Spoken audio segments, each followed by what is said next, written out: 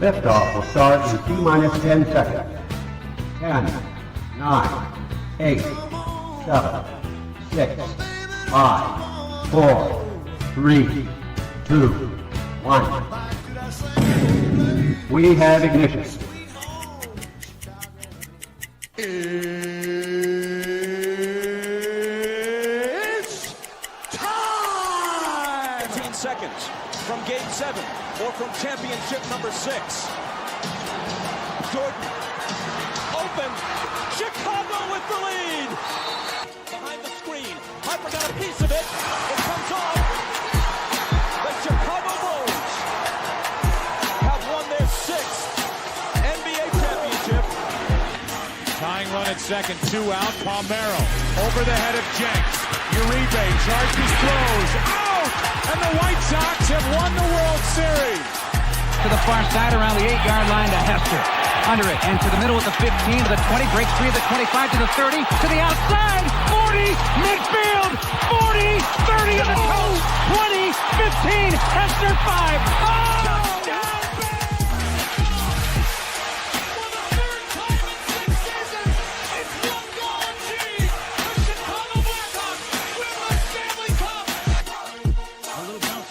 Toward Bryant, to a Clemens, throw to Rizzo. It's in time, and the Chicago Cubs win the World Series.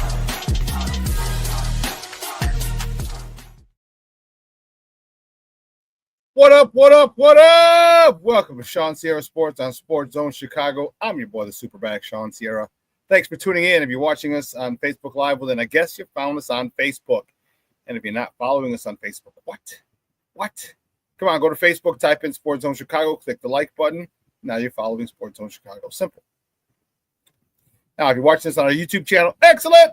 And if you're not subscribed to our YouTube channel, for real, come on, guys, go to YouTube, type in Sports Zone Chicago, click the subscribe button, but also click the notification button. That's the little bell next to it, and that'll let you know anytime a show when Sports Zone Chicago is going live. Get it? Got it? Good. Now, listen. You can also tweet the show. You can tweet us at SportsZoneShy, that's CHI, at SportsZoneShy. Now, if you want to follow me, just me personally online, you want to know what I did? Let me tell you what I did. I made it nice and easy for you folks. Nice and easy. One handle for Facebook, Twitter, Instagram, Snapchat, and TikTok. All one handle at the Shawn Sierra. Listen, I got a great show, but I need you to get interactive. So whatever platform you're watching us on, whether it's Facebook or whether it's our YouTube channel, leave a question or comment on that platform. It'll come up here on the thread.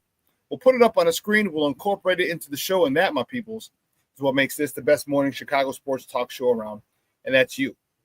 So bring them all, baby. Questions, comments, smart-ass remarks, because ain't nobody scared over here. Like The Rock said, baby, don't sing it. Just bring it. Let's check out the chat because, man, we got a whole bunch of people jumping in this chat.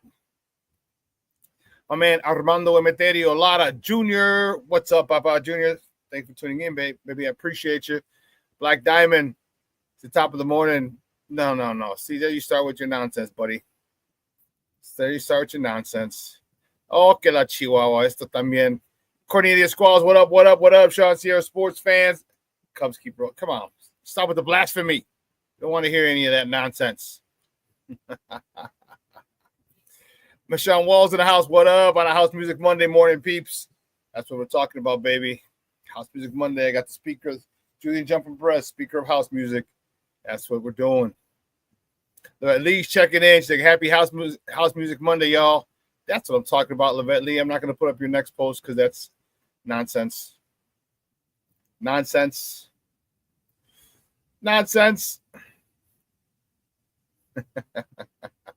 She said, what's up, Shawn? Junior says, good show with Nomad and Kids last night. Thanks, Junior. That was fun. Yeah, he texted me a couple days ago. And it was music all night long, Junior. Got to have house music all night long. Yeah, no man texted me and asked if I wanted to come on and talk. And then it was just kind of a so he did it. And when he's like, I kind of just want you. He said, you gave me the idea. He said, when we were talking last week and I was talking about the mismatches that it creates with, with our weapons, the Bears I'm talking about. Give them an idea. So that's what we did yesterday. So that was fun. That was really fun. And it was really fun. So it was anytime I get to talk football, it's excellent. And when I get to talk football with someone who's played football at a high level, and it's no disrespect to anyone if you haven't played at a high level. All right, but just the conversations are different. Okay? Conversations are different. And you know what I'm talking about. If you're a plumber, all right, and you're talking shop with somebody, those conversations are on a different level. Just because you understand, each of you understand differently. Each understand you have a deeper understanding of the topics that you're talking about, not on a surface level like many fans do. Okay, which is why we try to educate you. Which we were going through the route tree yesterday and talking about coverages and the bunch routes and what they can do and how it creates mismatches, things like that. So, yeah, it was fun. I had a good time yesterday, and had a good time. It's good to see kids in the building.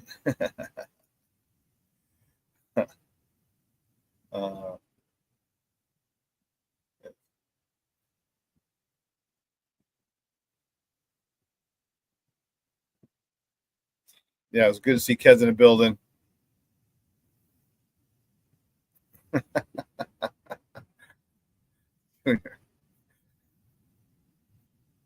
So this is an inside joke from one of our head coach with the Chargers, and we knew players know when you got your shit together and when you don't. And we knew our coach was just kind of like airheady. And we yelled at the quarterback, hollered at the coach. He's like, Daryl, we got to throw some seam plays, Daryl. And he's like, oh, we don't have any seam plays. That was quite the interesting time 25 plus years ago, huh? 25 plus years ago. Quite the interesting time. But anyway, it was a good show last night. And we got a lot to talk today. And I can't wait I'm fired up to talk with you guys about it today. We got baseball to talk. We got basketball to talk. Got a little football to talk. Some good things happening. My White Sox, despite the crazy going on with them, there are definitely noticeable signs of improvement. Definitely. You can see the difference. And that's what I want. They're still on pace to lose like 100 and 101 games. Excuse me, that's okay. However, that can change. And I think the more that this team plays together, you're going to see them win a few more series, which is going to obviously disrupt that whole situation. It's going to disrupt that situation. I love it. All right, if we can get 63 wins. That's what I'm looking for, 63 wins.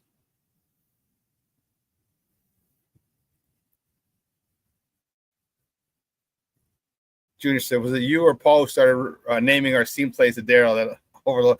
I think it was Paul. Our quarterback, Paul. King Book of World, check it in. Salute everyone. And Shawn, what's up, Papa? Thank you for tuning in. He's like, good shit last night. I know, man. Thanks, bro. Thanks. Appreciate you. See, that's some of the things that I'm going to do moving forward in this season. I'm probably going to have an extra show specifically dedicated to tape, which is what I should have been on that already. Okay, but it would have helped me if I had that a couple years ago, because now a lot of people are breaking down tape. But nonetheless, we're going to add a show during the week where I'm going to break down tape, maybe 5 or 7 plays from the game, that some key plays from the game. All right, and that'll be something that's added. So good stuff. I'm looking forward to it. That was really fun, just looking at stuff like that. So I appreciate the love, King Book of World. And listen, guys, I hope you guys had a great Father's Day yesterday. But I hope you guys were celebrated.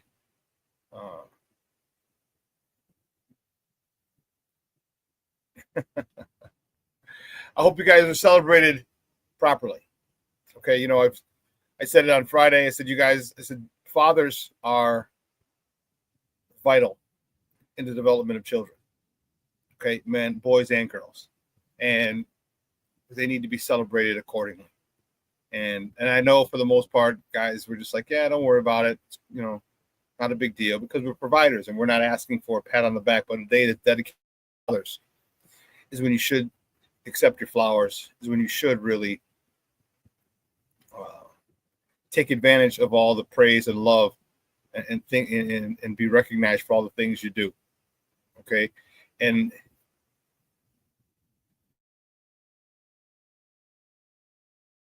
pardon me. And it's not just the physical things. The physical things are vital, right? But there's a lot of other things, the emotional support, right? A lot of things that you do. So again, I hope you guys were celebrated in a way you wanted to be celebrated, in a way that made you smile. And again, for most fathers, it's just, you know, they just want to know that their family's happy and taken care of. Okay, we usually don't need, guys, we don't really need, you know, pomp and circumstance. Okay, but I hope you were celebrated properly. I hope, you know, your wives, girlfriends, mothers of your children really went out of their way for you, you know, because that as well, you know, even if you're not with the mother of your children, the way that she expresses herself to you is a great example to your kids. So again, hope you guys had a phenomenal weekend. It was a beautiful day yesterday, mid-80s.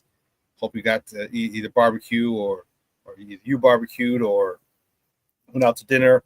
Just had you or you know, had people over. Just hope you were celebrated properly in a way that made you happy and content, because you guys, fathers, definitely need it. So, oh, there we go. Well, let's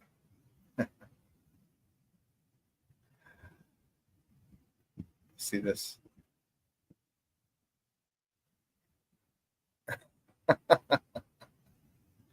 All right, Roberto, come in here and start talking that nonsense. It's a great Father's Day weekend along with a great Cubs winning weekend. See? Come on here with your nonsense, with your blasphemous comments. Oh, blasphemy on here. Junior said, I saw some good fights on a Latino group on Facebook on Father's Day. Oh, boy. Can't we just get along? You know what I mean? Can't we just get along?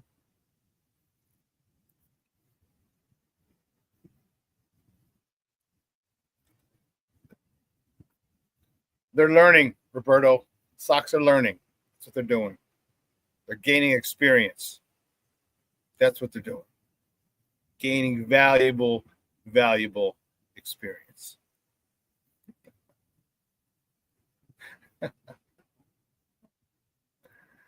All right, guys, you know how we do the first segment of every show. It's called Top of the Morning. It won't come just when you want it.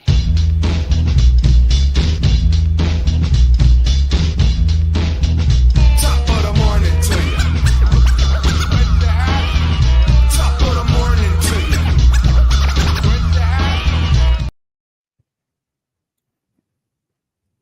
First, top of the morning topics. All right. We'll give you guys a little happiness. Cubs beat the Pittsburgh Pirates 3-2 yesterday in 10 innings. Colin Ray got the start. He got a no decision. He went 6 innings, 4 hits, 2 earned runs, 1 free pass, and 4 punch-outs. Dansby Swanson was 2 for 4 with an RBI, his 38th of the year. Ian Happ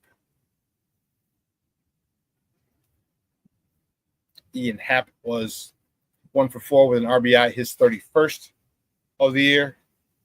That was a walk-off winner. Seiya Suzuki had an RBI, his 58th of the season.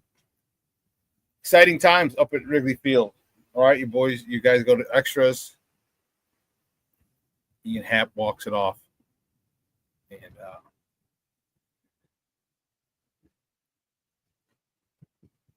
the place went nutso.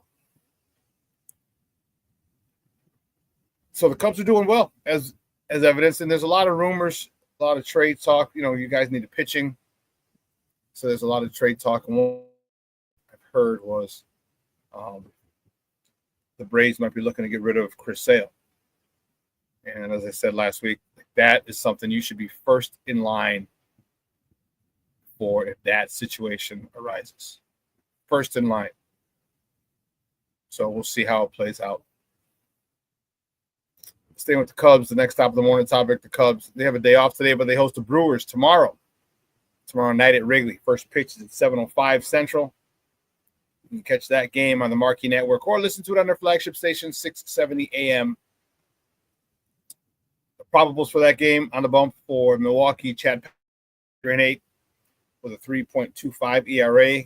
And for the Northsiders, Ben Brown is scheduled to be trotted out. He's 3-5 with a 5.71 ERA.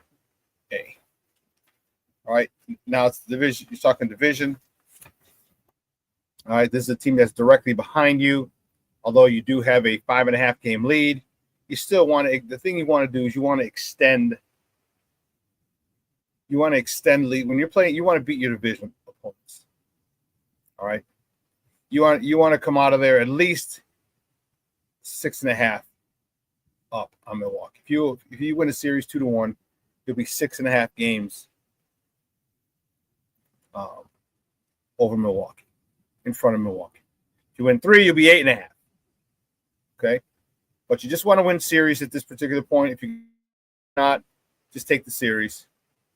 All right, you're 5-5 in your last 10. You've won your last 2. All right,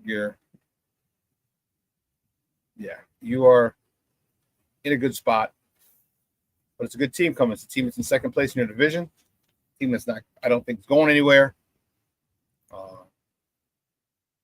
Be careful. You got new White Sox pitcher and first baseman on their team who might do a number on you. I'm kidding, of course. About to do a number part. But speaking of that, next top of the morning topic, my good guys, the White Sox. That was a tough one. The White Sox against the Rangers 2-1 yesterday. Aaron Savali, the guy that we got from Milwaukee, made his first start with us. He got the loss. He's 1-3 on the season. He went 5 innings, 6 hits, 2 earned runs, 4 free passes, 4 punch-outs. Miguel Vargas provided the only highlights for the White Sox. He's 1 for 4 with a home run, his 10th of the season, driving in his 31st of the year. Andy Benintendi was 1 for 4 with a double, his 9th. Kyle Teal, the power-hitting catcher, was 1 for 4 as well. Sox had chances, all right? And this is what I mean. This is what I mean where I say the Sox are gaining valuable experience. See, when you're a good team, the ball bounces your way, okay? When you're a team that's learning, it doesn't bounce your way. All right, I want to say it was the 7th inning yesterday, runners on 2nd and 3rd. Okay, Sox trail 2-1. I think it was Edgar Carroll. I believe it was at the plate. Ropes went right up the middle of the field, right over the pitcher's head. But they had the shortstop position there, right in his glove. Otherwise, 2-run score. Sox lead 3-2. And I'm okay with losing like that. I am. I am more than okay with losing like that because it shows you see these guys are not going down without a fight. You see these guys are battling back. And you got to remember, the other team gets paid too. The teams that they play are professionals as well. And so you got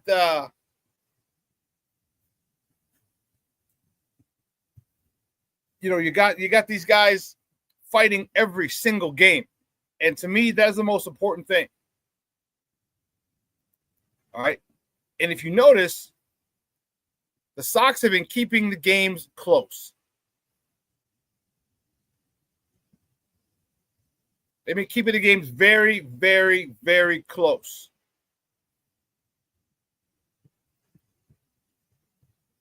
Unfortunately, they're 4-19 in one-run games this year. That's going to change. When you're a young team learning how to win, this is the record you're going to have in close games. First of all, you're probably not going to have a lot of close games. The White Sox are having a lot of close games. That's 23 close games are one-run games. 23 one-run games.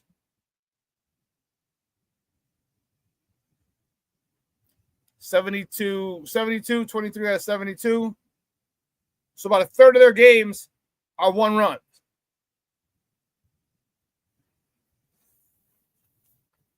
What's happening is this. Let's see what my people are talking about.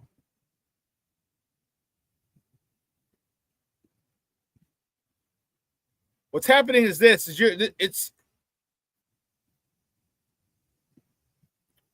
You're learning how to play in these close games. And although you're losing, you're learning.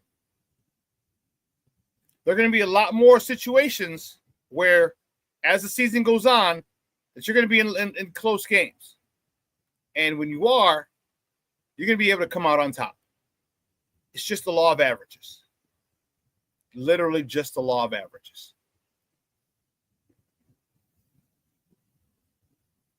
Yeah, King Booker World. They're more competitive than I thought they would be. They lose, but you've been in a game with them. Yeah. And at any point that you could have lost that game. Shawn says Sox is being more competitive. Yeah, they are.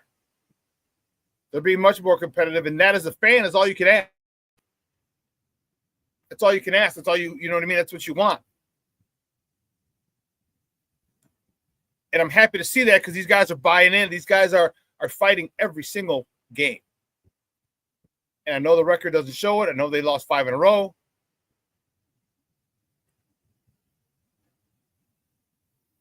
But most of these games are close. And if your team wasn't getting it or if your team didn't care, they'd be getting blown out. The pitching is good. The hitting is good. The defense is decent. Just sometimes the hitting needs to be better. As I said before, the other team gets paid too. They get paid as well. So they're earning their stripes, so to speak. And it can be frustrating. Staying with the Sox, the next top of the morning topic, the White Sox host the St. Louis Cardinals tomorrow at the rate. First pitch is at 6:40 p.m. You can catch that game on CHSN, Chicago Sports Network, or listen to it on their flagship station, ESPN 1000. Probables for tomorrow's game for the Cards. Matthew Liberatore, he's on the bump for the Cards. He's 3-6 with a 4.17 ERA going up against Shane Smith, the Rule 5 draft pick for the White Sox. He's on the bump. He's 3-3 with a 2.37 ERA. Nice ERA.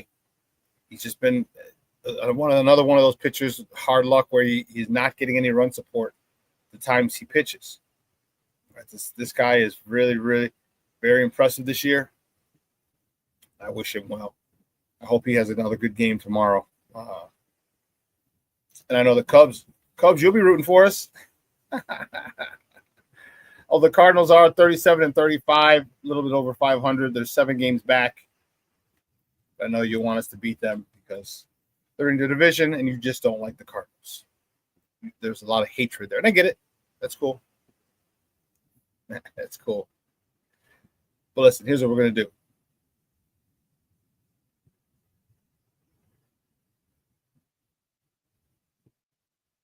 DC. Oliver Carter says, what up, fam? What up, Shawn? This is DC. DC, which DC? I'm not sure. Good morning. Good morning, Papa. Thank you for tuning in. Well, what we're going to do, we're going to take a quick break. All right, on the other side of the break, we'll finish up with top of the morning topics. All right, so don't go anywhere, folks. Keep it locked right here. Shawn Sierra Sports on Sports Zone Chicago.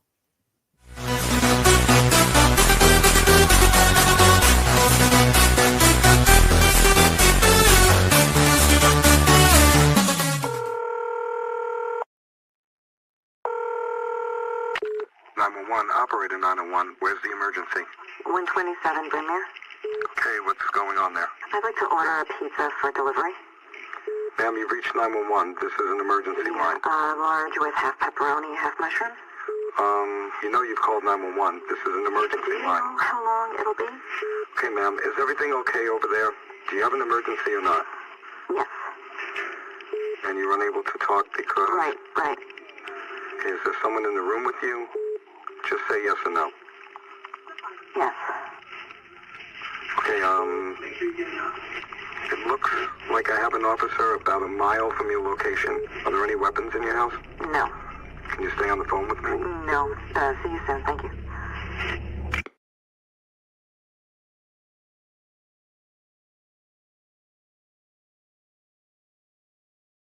Every day, we take steps to keep the people we love safe, but some health risks are easy to miss. Ticks hiding in the yard can spread germs, like the ones that cause Lyme disease. Mice searching for food can spread bacteria that makes us sick. Mosquitoes lay eggs in standing water and can spread West Nile virus and more. Cockroaches are drawn to water in the home, leaving behind allergens that can trigger asthma attacks. Common pests can threaten our health. Learn how to protect your family at pestworld.org. When I'm flying, I put my helmet on, my visor down, my mask up. You don't know who I am. Whether I'm African American, Asian American, Hispanic, white, male or female. You just know I'm an American airman kicking your butt.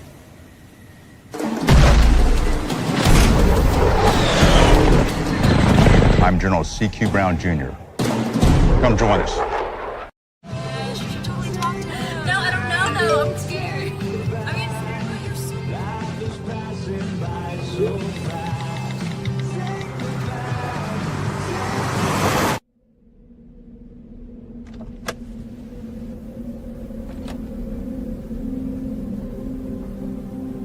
Do you know that you're in my lane? No, not at all. Are you not paying attention? Are you texting? I was just checking in with my mom. I was telling her that I thought we'd be home by 6. It's okay. There's enough time. Just pay attention. I'm not even halfway through my text. There's no way. I'm not even going to look up. My babies are in the car. You have to pay attention. It's just supposed to be a quick text. I'm so sorry.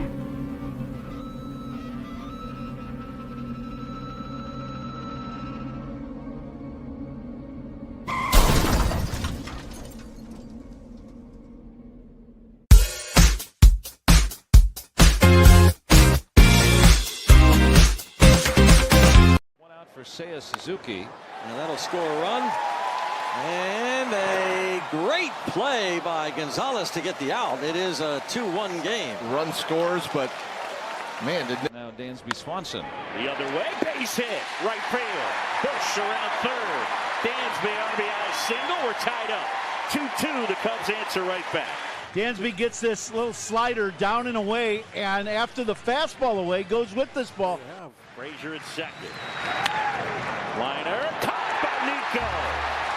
He steals a hit, saves a run. And Frazier stranded at... Infield still up. Line drive, base hit, right field. Brujan in, Cubs win. Ian Happ, your hero. Ian Happ walks it off as the Cubs beat the Pirates 3-2 in 10.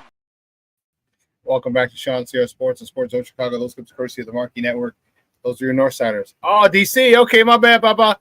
All right. It must be on your. This is Oliver Carler. Okay, all right, I get it now. My bad. I was like, what? My bad. My bad. Little crazy. Little.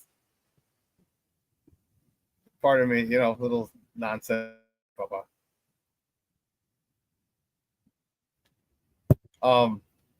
Let's get it go. Let's keep it rocking, man. Let's keep it rocking. Let's get back to the top of the morning topics. The next top of the morning topic.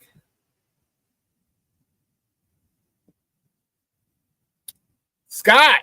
That's what I'm talking about, baby. Sky with a big win yesterday. Oh, I don't need the Marquee Network banner up.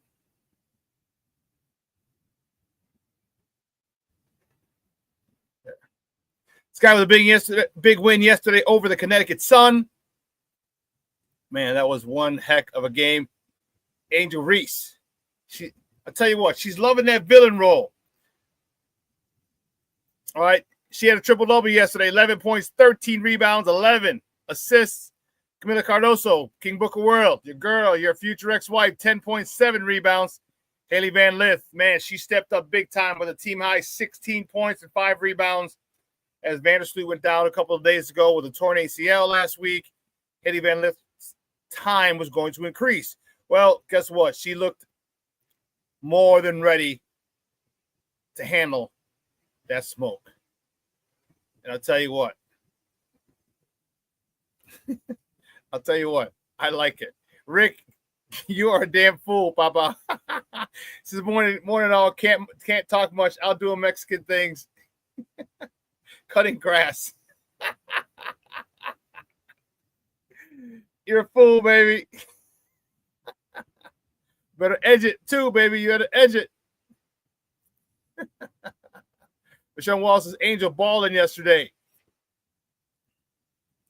King Booker World says, damn, she got to get them rebounds up. Yeah, she does. She does. And first of all, Angel Reese, Cornelia said, and that's Angel's game, getting the rebound, starting to break. My question is, why do you have extensions in your hair? I want me a girl with extensions in her hair, bamboo earrings, at least 2 pair, a Fendi bag, and a bad attitude. But you don't need your extensions, and your hair ain't that long. And there was a situation in there where one of the Connecticut Sun pulled her hair on a rebound, and Angel turned around livid. It was a guard, shorter girl. And one of the teammates came up, one of the bigger girls on the Sun came over to kind of step in, and Angel pushed her. Like, don't pull my hair. She had a key. Angel had a key and one later in the game with a big rebound, put it up the hoop in the harm. Man, that was great to see. And she was mean mugging folks. She was like, Angel Reese mean mugging folks. So apparently she's running with this bully type persona that they're trying to create for her. The villain thing. Okay. This is the one thing, and she did something on TikTok, if you saw, addressing the me bounds. There's no need for that. There was really no need for that. And she's like, yeah, what you doing? She's doing something with her fingers like this. And that's the problem. Today's athletes are sensitive. She's just, just let it go.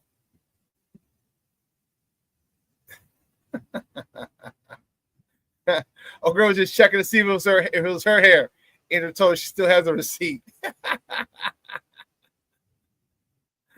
But that's what I like. Fight for rebounds. Her game is very has an awkward game. That's probably a great way to put it. She has her style. She's awkward. She's not smooth. All right, Asia Wilson is smooth. All right, other girls are smooth. She's awkward. Okay, and that's fine. If you master that style, good for you. If you master that style, and it seems like she may have. So good for her. It's not pretty. Not pretty at all. And as I said plenty of times, she really needs to make sure she makes her layups. Stop missing and getting a rebound, putting it back up, missing and getting a rebound, putting it back up, putting it back in. I understand the me-bounds comment, because that is funny. But she's got to be more efficient. She must be more efficient.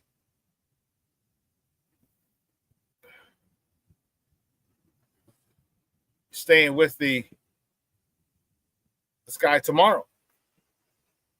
Next top of the morning topic, the Sky hosts the DC Mystics tomorrow at Wintrust Arena.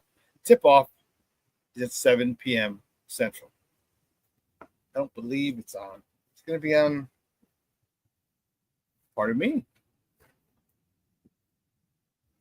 Let me add that.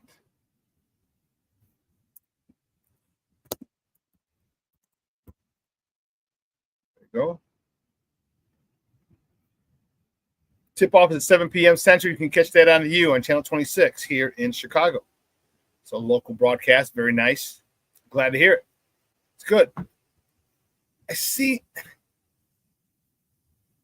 It seems like the wave of enthusiasm and popularity of the WNBA is still going strong. I renewed my league pass. All right, so I paid that. League pass is up. We're good. All right. Caitlin Clark coming back the other day. If you missed it, Caitlin Clark, remember, she was out for 5 games. 1 game with Sky.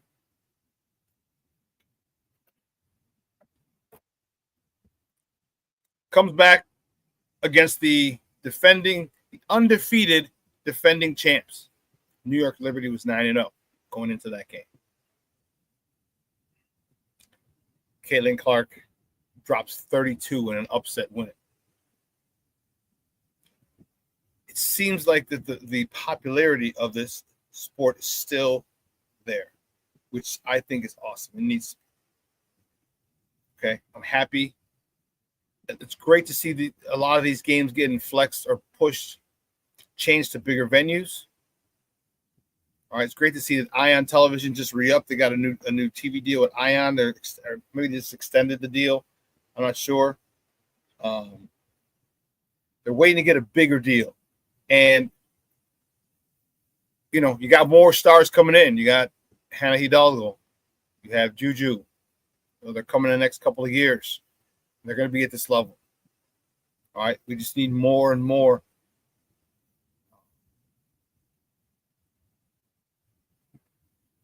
big names, and you're gonna see it because everyone has a coach. Everyone's, you know, all the AAU tournaments and games. You know, you get your private coaches. You're gonna have a lot more stars. You know, Flau'jae Johnson. You know, from LSU, she's coming out. I believe this could be her final year at LSU. You're gonna have some names, and these are the cool part about it. Like I talked about, is you've watched these girls for a minimum of 3 years in college. Okay? You've watched them for 3 years in college. So you know who they are. So when they go to a team, you can root for them, okay, because you have some familiarity with them for rooting for them for 3 years, which is the big problem with the men's game. You don't know who these young men are. They're fresh. They're freshmen. They're one and done. They're out. You don't build any bond or rapport with them. You haven't watched them struggle or succeed in the tournament, you know, a couple of years. It's one and done with a lot of these young guys, which is why we don't know who they are. We don't know who to root for. I told you, most people, I didn't really know much about SGA, Shai Gilgeous-Alexander. I didn't know. I heard of him. I know he was like that.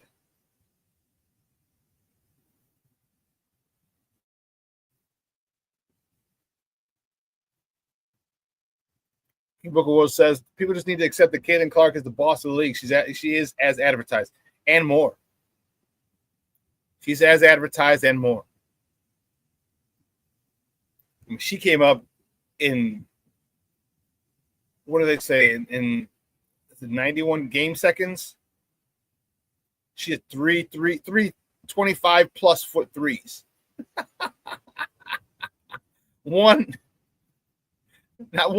Not two, 3 25-foot plus threes. That's some next level stuff. So CC and Juju battle is going to be, woo, yeah. That's going to be dope. You know, and hopefully, you know, Juju's coming back. She's rehabbing from a torn ACL right now. She'll probably be ready. Let's see, we're in June, July, August, September, October. Maybe by Christmas or maybe the first of the year. But then the most important thing is she's going to have to deal with the mental aspect of that. She's going to be able to trust her knee. Juju says, I think when Juju comes to the league, Reese will not be as popular. I don't know. I think Angel Reese is still – you just got it for her, bro. You just don't like Angel Reese.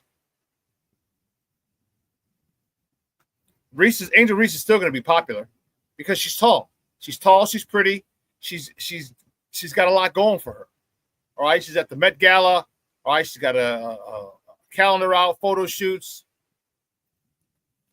A lot of young girls look up to that player. Her popularity is not going to be decreased because Juju's there. I don't believe so.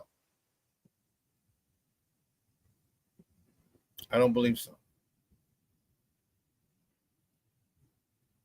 We'll see. But keeping it moving, baby. Next top of the morning topic. Man, oh man, oh man. According to Mark Stein, the Bulls are in the process of extending head coach Billy Donovan. All right, and this all stems from the New York Knicks. Okay? New York Knicks are a shit show of a basketball franchise. Let me take this down. The New York Knicks are a shit show franchise.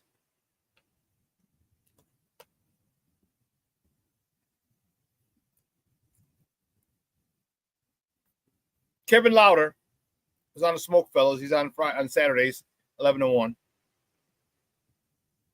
Listens to WFAN in New York.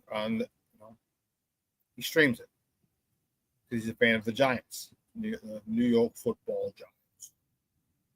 And he said the fan is slamming Dolan. They are slamming. And in my opinion, with every right. They have every right. Okay? The New York Knicks fired, and I'll wrap it up. I'll tie it up so I'll show you how the Bulls are involved. The New York Knicks fired Tibbs after he got them to the Eastern Conference Finals, 2 wins away from the finals, after he posted back-to-back 50-win seasons for the first time since 95. So they hadn't been to the Eastern Conference Final in 25 years. Hadn't had back-to-back 50-win seasons in 30 years since 95. And you fired him with no plan. How do you know that you had no plan? Because the Knicks are going around to every single NBA team requesting to speak with that team's head coach who's already under contract. The Jason Kidd situation, they're like, no. So the Knicks are looking like idiots. They came to the Bulls, and the Bulls are like, screw you.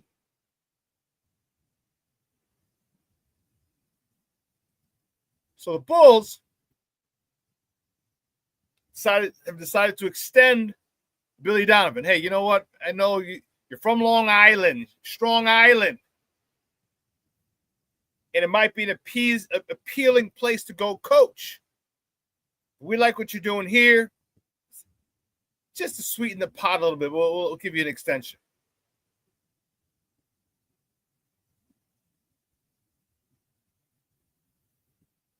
So, according to Mark Stein, the Bulls are in the process of extending him. And I like Billy Donovan. I do. I think he's a good developer of talent. I think he's a good coach.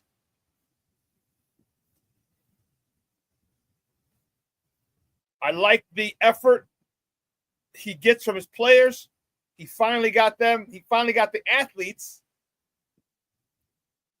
Okay, he finally got the athletes to play the style of basketball he wants to play. Now,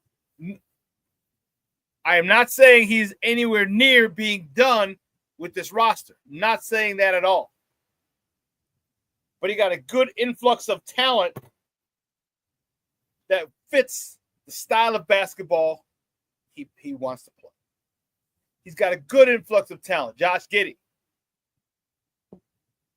Obviously, he has Kobe White. All right, Julian Phillips was a big help. Zach Collins. Okay, there were quite a few players added to that roster that really fit his style. And we saw them.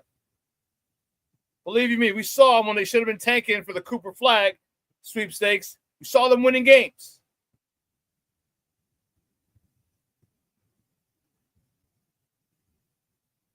We saw them winning games with this new style.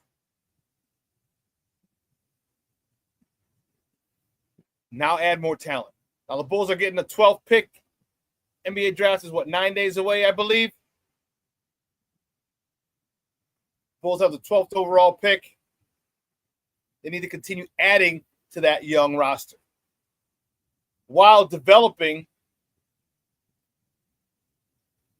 their young players. Matas has to develop. I don't know about you, but I am not worried about Matas Buzelis developing. I am not worried about it. This kid, and reports, I forgot who did I read it from? Where was that? Was it Io? Who said that Matas wants all that smoke. Matas wants all that smoke. He wants all the work. He's not afraid to put time into the gym. He's not afraid to put time into the weight room. And he's from Chicago, from the Chicagoland area. That's what I'm talking about. He understands it. So the development of him has to continue. We've seen the development of Kobe. Love it. Seen the development of Io. Love it. Seen the development. I know he wasn't our player drafted, but Josh Giddey got a chance to play. This offense seems to fit him beautifully, perfectly. Mr. Triple-Double.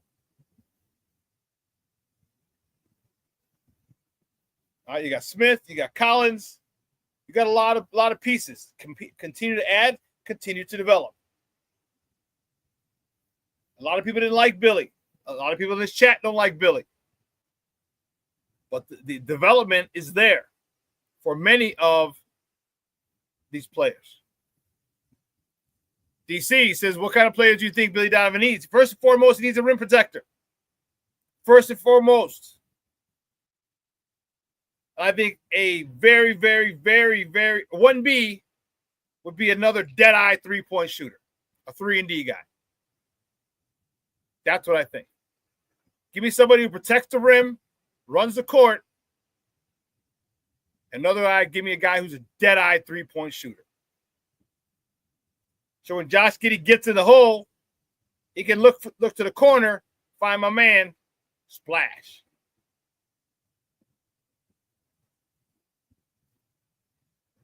We need some 3-and-D guys. Give me some guys who can play defense as well. Our defense was okay at times. It needs to be better. You know, you're watching in the NBA Finals 2 great defensive teams. We need to get to that level of being a great defensive team. Rick Gonzalez, you're damn right. FGB, back to work. FGB any time of this show. I don't care. I don't care. Words of Samuel Gerard, U.S. Marshal. I don't care. FGB, baby. FGB.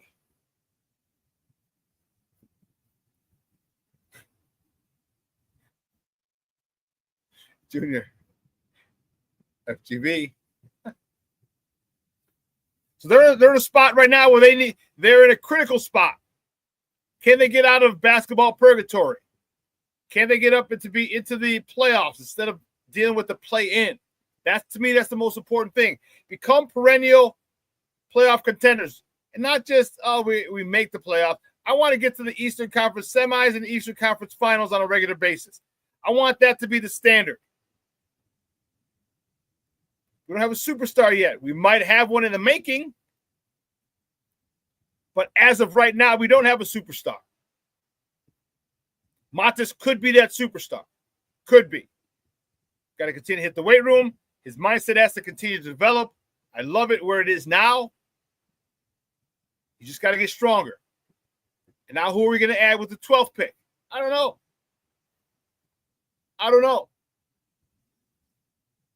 But give me a rim protector. I would love a rim protector. Jay Grizz has mentioned Maliuk from Duke. I don't know if he's going to last to 12. I doubt it. I highly, highly doubt it. But if we can get him somehow, some way, you coming up with funky ass shit like every single day, man, that would be a coup. That'd be cool also, but that would be a coup if we can get him. Big young man, rim protector, shot blocker, good defensive player.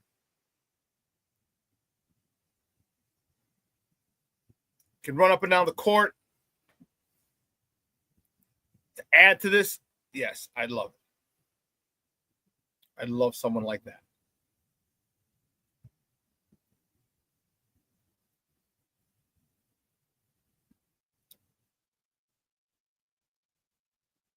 Last top of the morning topic should have been earlier. The White Sox on Friday. White Sox traded first baseman Andrew Vaughn to the Milwaukee Brewers for Aaron Savale. He's the one who pitched last night. Aaron Savale requested a trade from the Brewers. The White Sox have given up on their former draft pick, Andrew Vaughn. Never really developed. We've talked about him plenty of times on the show. Sox fans in here, we've talked about him plenty. Rick, Shawn. All right, we talked about how this guy just wasn't getting it done. And they finally said, hey, bump it. Let's get rid of him. And they did. So good luck to Andrew Vaughn up there in Milwaukee. Good luck to Aaron Savale. Here, they said he got the loss yesterday, but he got no help. He got 1 run. 5 innings, 6 hits, 2 earned runs. He went 5 innings, 2 earned runs. It wasn't a quality start. He needed to go 6. But nonetheless, you give me 2 earned runs in 5, I'll take it.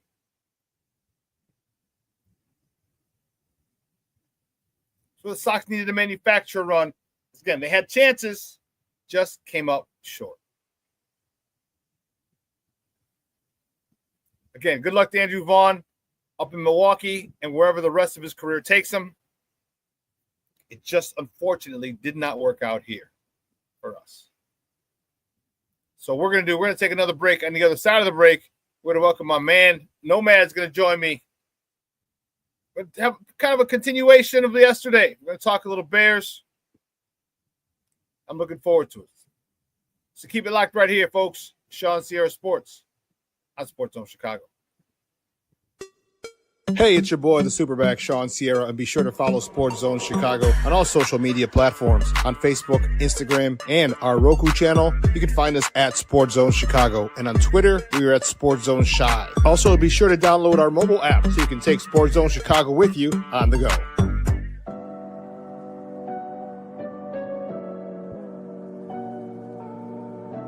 How do you take care of your mind health? For my mental health, I meditate in the mornings. I have my dogs. They're the best. I just find ways that help me just relax. Finding things that make me happy, like being close to my family. I meditate a lot and read books. I have hobbies outside of the game. I'm able to switch off. I'm able to turn my brain off from the game of basketball. Your mind health matters. Your mind health matters.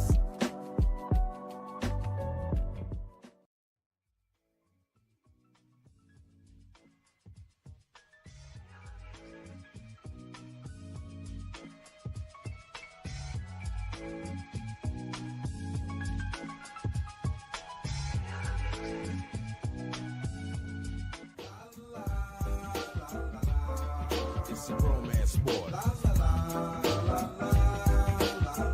What? It's a romance sport like that. Your Marine Corps' way of life is to defend the American way of life.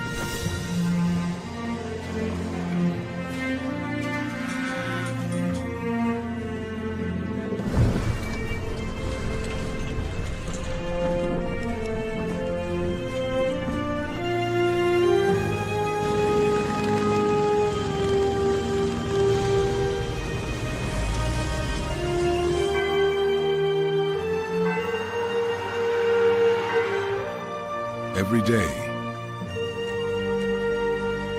no matter where we serve, we take a stand for our nation, for each other, for us all. The few, the proud, the Marines.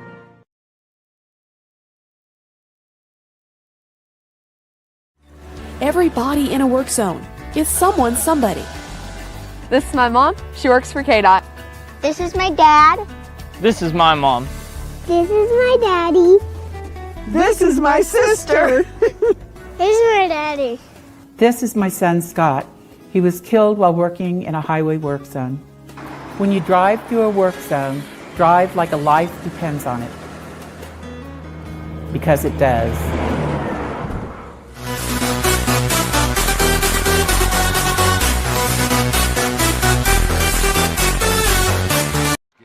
And here comes Wyatt Langford. Langford hits a ground ball to the shortstop Mydroth. He'll flip it to Rojas. Relay in time. Aaron likes it. We all like it. 2 outs here in the bottom of the first. Who knows that he out there. Top of the lineup, Mike Talkman with 1 out. Runner goes. Up out of the zone, the throw down to second. A stolen base for Josh Rojas. Josh got a great jump right here. Now the White Sox got the tying run. The White Sox offense. Oh, yeah. And launches this one deep to left field. Back it goes. A home run. Great effort by Langford as he tried to go over the wall, but he couldn't get it. And right on cue, Vargas goes deep for number 10. Oh, my. Langford got up, got a glove on it, or it just barely went over the tip of his glove. Either way, 2-1. Welcome back to ShawnSierraSports on Sports Zone Chicago. Those are courtesy of Chicago Sports Network. That were the good guys with another tough lesson.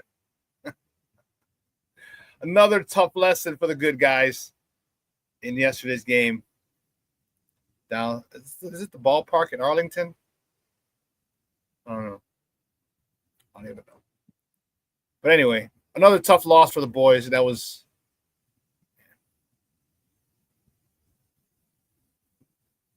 I'm telling you, we're going to get it. It's going to come a point in time in August. In July and August, you're going to see a couple of people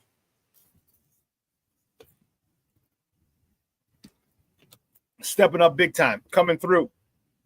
You're going to see those balls like yesterday. I told you, runners on second and third, 2 outs. Edgar Carroll smokes it up the middle. Line drive over the pitcher's head. They're positioned perfectly.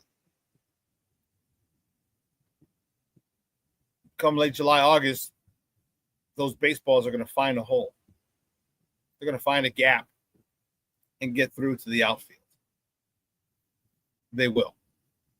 Mark my words.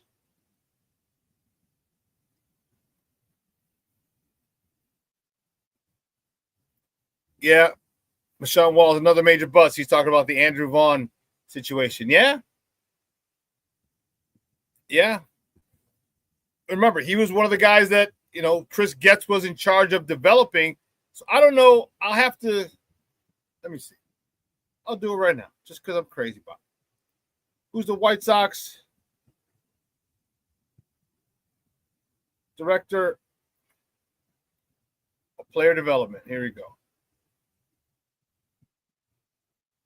Paul Janish. He is the new director. Chicago have announced their player development staff and assignment for the 2025 season under Paul Janish, director of player development. He's in his second year overseeing the organization's minor league operations and player development system. Okay. Whatever this guy's doing, there seems to be some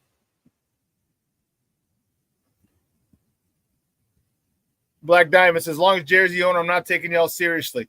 I would normally agree with you. I would normally agree on that statement. I would normally agree with you, Black Diamond. But sometimes you can get somebody in between. Okay? You can get somebody in between that can mitigate the losses or the influence of the owner. I mean, look at the Bears. All right, the McCaskey sucked. They don't know how to draft. I mean, they don't know how to run an organization. They just run it. Okay?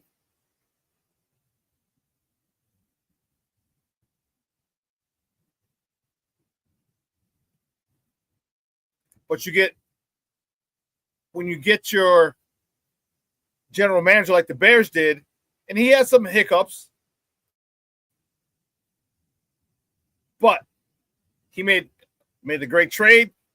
They got his DJ Moore, got his all those picks as well. You can get a guy in there who can mitigate and kind of stop the bleeding, so to speak.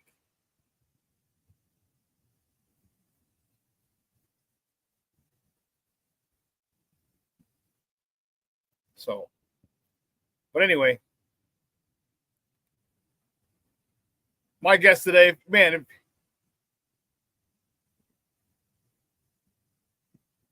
is he going to be smart enough to keep him? You mean Chris Getz or the player development guy?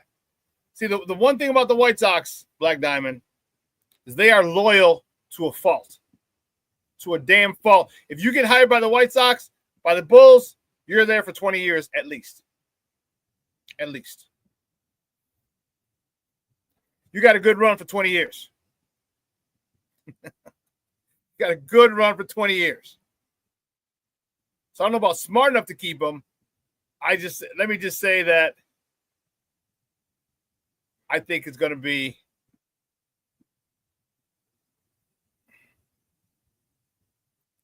I don't want to say dumb enough to keep him because that's disrespect. I think that's just his MO. That's just his MO. And yeah. That's his MO. So, like I said, I don't know if it's I don't want to.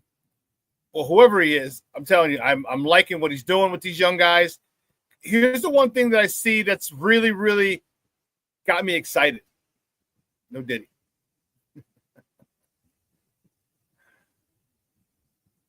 These youngsters have really, really, really good plate discipline.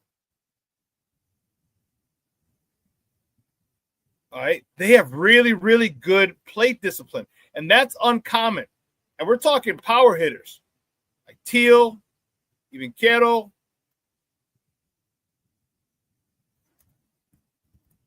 Youngsters usually, especially if you have power, are free swinging. That is usually the way they roll. It's not how they're rolling now. So whatever they're doing down there, or the player development guy, yeah, whatever Mr. Janish is doing down there, keep that shit up. Because these youngsters are coming up with a good eye for the strike zone. Getting fooled often. You're going to get fooled. You're a rookie. Getting fooled often. They're making adjustments. So hopefully this guy is able to mitigate the Jerry Reinsdorf effect. Reinsdorf's an idiot. But I digress. Black Diamond, don't get me fired up, bro. Don't get me fired up, Papa.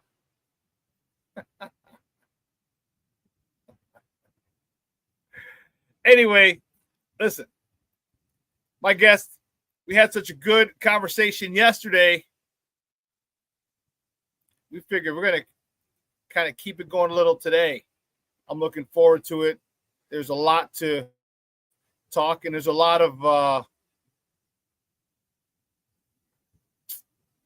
there's a lot to chew, a lot of meat on the bone. All right. And when it comes to our Bears, all right, I love our Bears. You know I do. You know me in football, man. Jeez. Love me some football. Hold on. And again, anytime I get to talk it with a person who can talk it from a high level, at a high level, I'm excited. So we're going to talk to my man. He's the host of Nomad at Night. Bring him in. My man, Nomad. Nomad, what's up, Papa? How are you? Thanks for coming on this morning.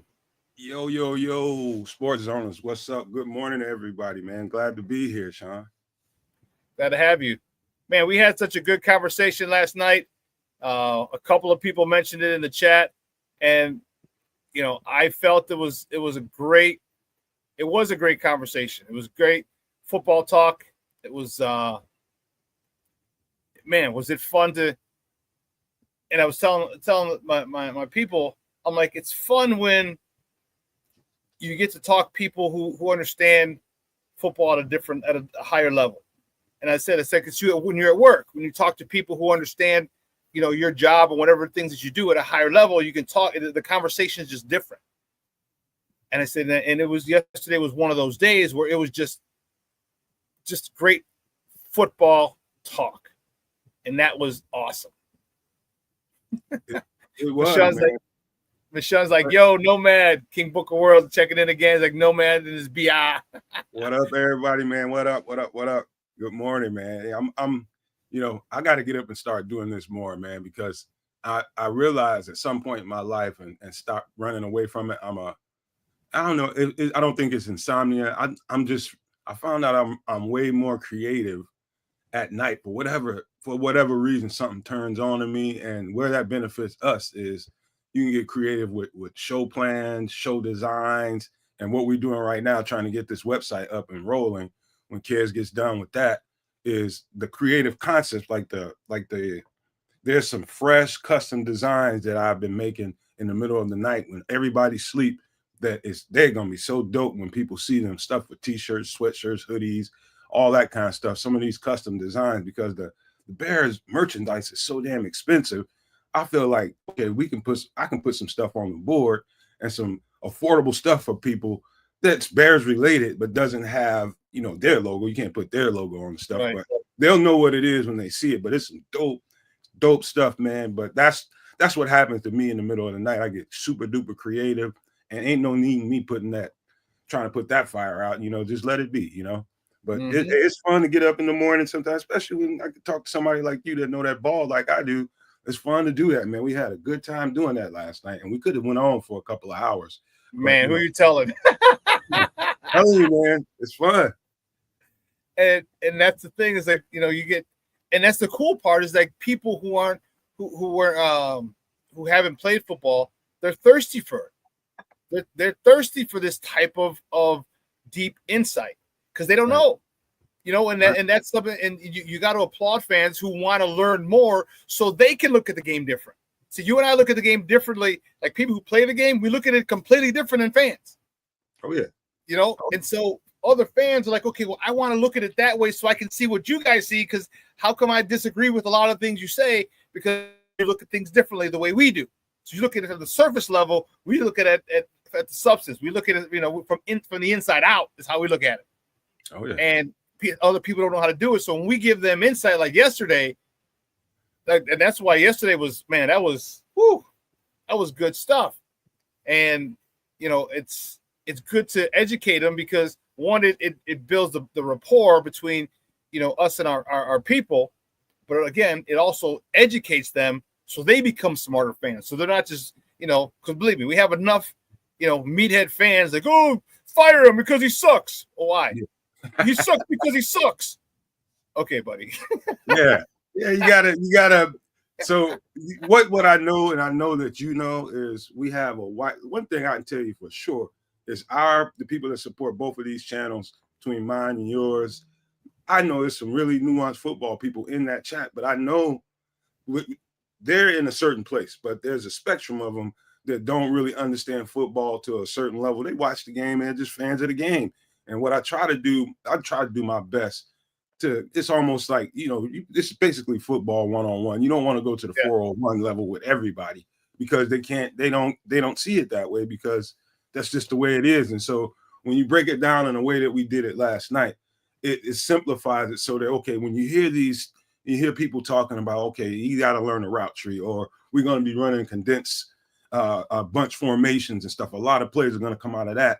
They want to see illustrations of what that looks like. And then when we break it down like we did last night about some of the things you can do out of that and how they can mix and set things up, man, I think people appreciate that. I really do. Yeah, they do. Like I said, they're thirsty for knowledge. Anything it is cool is anything to make them smarter fans is what they look for. And I think we did a great job last night of doing that. And I can guarantee you a lot of our fans, you know, got smarter last night and have something different to look for. Now you have an idea of what to look for. You know what I mean? So instead of just saying, well, he can't read defenses, like, yeah, you can't just say that, like, because that's the whole thing. And especially like when I'm at a bar or, you know, I'm talking to people like, well, he couldn't read defenses. I'm like, well, first of all, can you read defenses? Can you read defense to know that he can't read defenses? You know what I mean? Like, if I can read, I have to know how to read to see if someone else knows how to read. So you can't tell me what coverage they're in. You know what I mean? So it's interesting, and that usually shuts them up. What coverage were they in? Yeah. Exactly. Shut up. And you know what, Shawn? It's like when you're thinking, even when you're watching the All 22, I watch the All 22 stuff all the time. We did a little bit of that last night. And even when you're looking at it, all you're doing, the best you can do is the best educated assumption you can give, because you don't know exactly where Caleb's supposed to be looking, where his eyes are supposed to be, how he's supposed to be going through his progressions. You're just assuming based on the construct of the play, all right, this is probably his progression is this. Probably, yeah. That's the best thing you can do, because you're not in the huddle with him. You don't know what they're telling him. Yep. So, I mean, you don't know how he's perceiving what, and, you know, we talked about the disguises. Cover 2 looking like cover 3, cover 1, cover 3 looking like cover 1, you know, cover 1 looking like cover 2, you know what I mean? Things like that. That has to be deciphered, you know, as soon as the ball snapped. And, you know, once people are able to kind of see it, it helps them not to be so, oh, he can't read defenses. He should have thrown it here. Why did he throw it to wide open receiver? Because he was fooled. Like, well, he sucks. Well, no, guess what? The other team, they get paid millions of dollars too. And, you know, speaking of that, Shawn, I've been watching a bunch of Dennis Allen film. I mean, since we got him, I've been watching his stuff from at least 3 to 4 years back. And the way that guy, he loves that cover 1. He loves matchup. Yep. And, you know, how he morphs that cover 1 at the last second post snap into a cover 3, depending on who he has on the field. He'll do that to you to death. You know, he'll be the last thing that quarterback's going to see is a 1. He receives the ball and they start morphing. People start dropping back in the zones. Man, he does that well, man. So he's one of those ones that can, no matter how well you read the defense, he can trick bag you in a minute. So let's kind of go through some of the stuff we went through yesterday for my people who weren't on the show yesterday. It was cool. We talked about one of the most important things is a route tree. What receivers have to run. And here's a very generic, all right, a very, very basic NFL route tree. Okay. One's a flat, two's a slant, three's a comeback, four's a curl. And curls and comebacks are pretty much the same thing, except which direction you go. When it's a comeback, it's coming back toward the sideline. Curls, you're usually curling in toward the middle of the field. That's pretty much the basic difference between a comeback and a curl. And also, comebacks sometimes, or many times, are a little deeper than a curl. A little deeper. Curls could be 12 to 15, all right? Generally speaking, some have it at 8, and sometimes you curl to the sticks. And when you say curl to the sticks, it means you go past the first down marker and you come back. So when you come back after you've gotten the first down. So and then in a dig and an out route, same thing, except depending on where you're running. If you're on the right, an in would be going in. If you're running an out route, you're going to be going out. So a lot of these patterns are mirrored, just on depending on what side of the formation you're on and what they ask you to do. And then obviously a go route, you guys know, the Randy Moss, put your hand up and go. It's, and that's even a little more nuanced. That's nuanced because what that is, you got to get off the line of scrimmage. And this is where you get to watch people. So when you watch like a DJ Moore is great in man-to-man because he's able to get off the line of scrimmage. Justin Jefferson, great in man-to-man because he's able to get off the line of scrimmage. Your ability to get off the line of scrimmage is key. So if you run a lot of, like Randy Moss, man, people were just scared of that joker. Keep it a buck. He didn't even have great release. He did not. Those releases was sorry, but when he saw open field and he saw man-to-man coverage, goodbye, man, because he'll stretch out on you, man, and no matter how, he's just a different animal, man. He's just all total. I'm looking at that 7 route when you had that route tree up there, man. I need to go probably need to go sign up to get a pill or something, man, because I be getting some bad flashbacks whenever I see that route out there, man. That is man, Lord knows if you stuck in a 2-minute offense, you're trying to play in a 2-minute offense, and you get a back-to-back 7 route ran on you from the other side of the field, and you're in a hurry up, man. It's not like they can sub people in, sub people out, man. You can try hurry up and get somebody on the field, man, but you suck and win so bad. That 7 route will take you completely all the way across the field, and it's a dead sprint. If you don't get a jam on them and try to kind of break up the timing a little bit, you're still gonna be running, but holy crap, man, you got to be in like gazelle type shape, man, to cover that, and especially in a 2-minute offense, man, trying to cover that is tough, real tough. Yeah, you'll be in trail position, and that sucks. And if you're fortunate enough to catch a defense in a cover 2, man, that you could put a safety because you'll probably send someone up the seam and to hold that safety, and now the safety is screwed because the soft spot between a cover 2 is behind the cornerback and in front of the safety. And so if you send a guy at the safety, straight at the safety, all right, he sees him, and he also sees the guy running at him, and he's probably going to run that 7 route. So now he's stuck. Do I go to the 7 route or I get the guy coming at me? You can put him, and that's the main thing, the most important thing you want to do as an offensive coordinator is put someone in conflict. Make him make a decision. And as some of my offensive coordinators that I played with or coached with, they're like, whatever he does is wrong. You read him. Whatever he does is wrong. And as a DB, as a former defensive coordinator, I would say kind of stay in, you got, first of all, you're deeper than their deepest man, period. All right. And it doesn't matter because otherwise, who the hell that ball's going to. But you're going to kind of have to feather it back there and kind of stay in the middle of those two, because once you make a move, that's when that quarterback makes the throw if he's got time. Oh yeah, if he's got time. So you want a real hot take right now? This is going to shock the pants and everybody in the chat when I say this. I know who has the best release on the team, the most fluid, and really, very, very mature.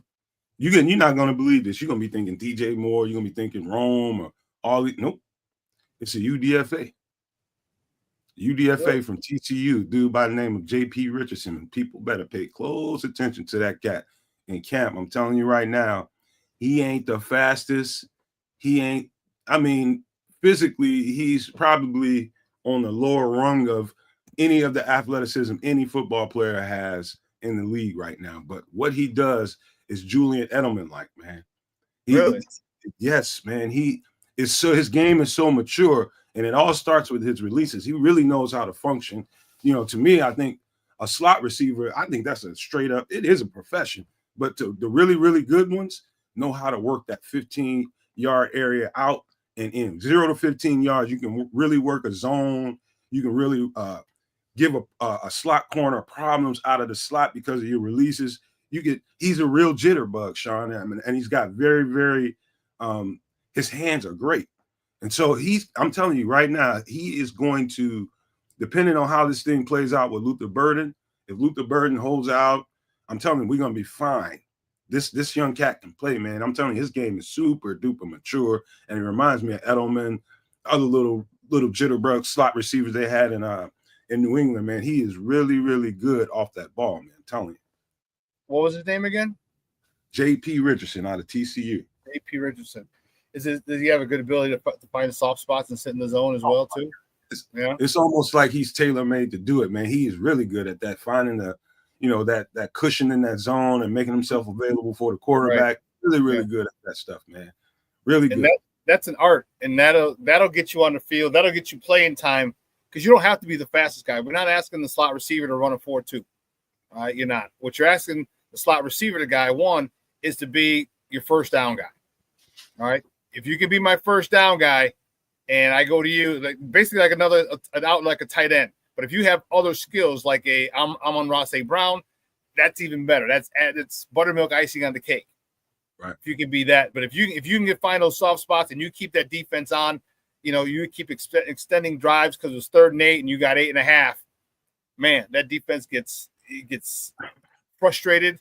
They get demoralized because you had them. And you let them get. You couldn't let them get off the field, and those are the kind of guys that you need on your team. Those first down getters. All right, they might have 3 catches for 31 yards. Okay, you're like, oh, nice game, buddy. Yeah, but all 3 catches were 10 yards and got a first down. You know what I mean? That kept drives alive, which is why, again, I tell people numbers can be manipulated. You look at 3 for 31. Oh, he had a shitty game. No, what if all 3 of those catches were 10 yards on the final drive of the series of the game to win the game?